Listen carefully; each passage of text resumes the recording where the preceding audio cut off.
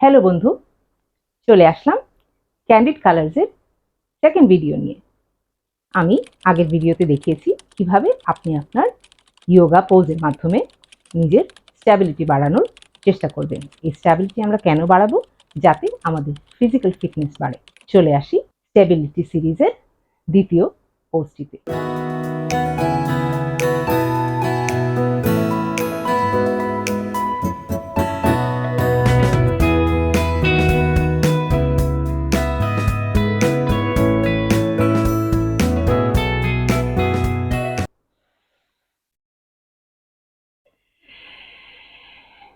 Inhale, exhale.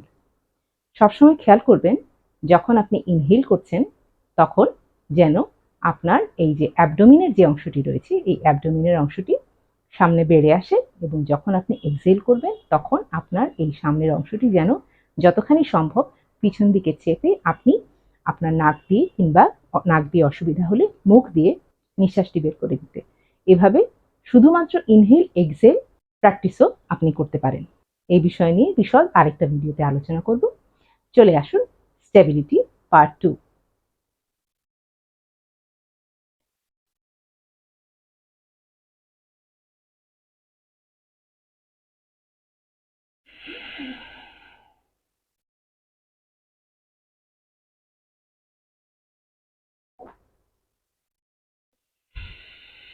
এভাবে হাত দুটোকে দুদিকে প্রসারিত করে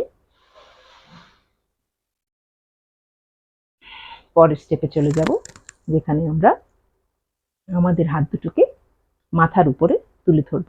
মনে রাখবেন যত দূর সম্ভব নড়াচড়া না করে এই পোজটি ধরে রাখতে।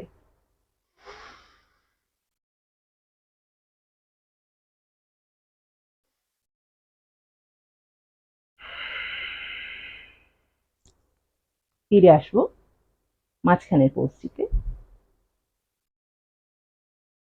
এই পাটিকে ধরে মাটিতে নামিয়ে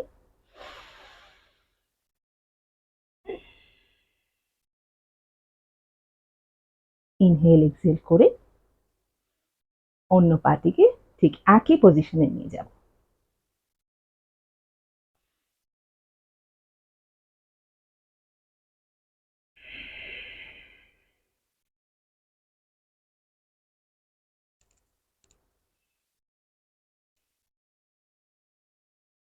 ইনহেল এক্সহেল করতে ভুলবেন না কিন্তু।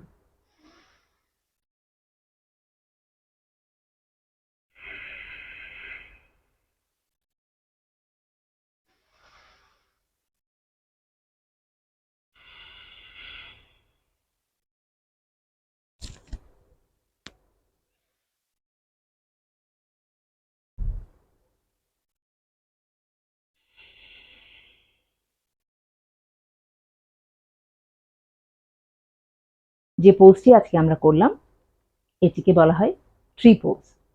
বন্ধু, এই ট্রি পোজ যখন আপনি করবেন, হাত যখন উপরে থাকবে তখন চেষ্টা করবেন আপনার বডির এই পার্টটুকুকে যত বেশি স্ট্রেচ করা যায়, অর্থাৎ যত বেশি উঁচুতে আপনি আপনার হাত দুটোকে পৌঁছাতে পারবেন, আপনার বডির স্টেবিলিটি, মাসেল স্ট্রেংথ এবং আপনার ফ্লেক্সিবিলিটি অত্যন্ত রকম বেশি বাড়বে। মনে রাখবেন যোগার যে কোনো পোজের তিনটি উদ্দেশ্য থাকে। একটি হচ্ছে স্ট্রেংথ, একটি হচ্ছে ফ্লেক্সিবিলিটি এবং একটি হচ্ছে স্টেবিলিটি।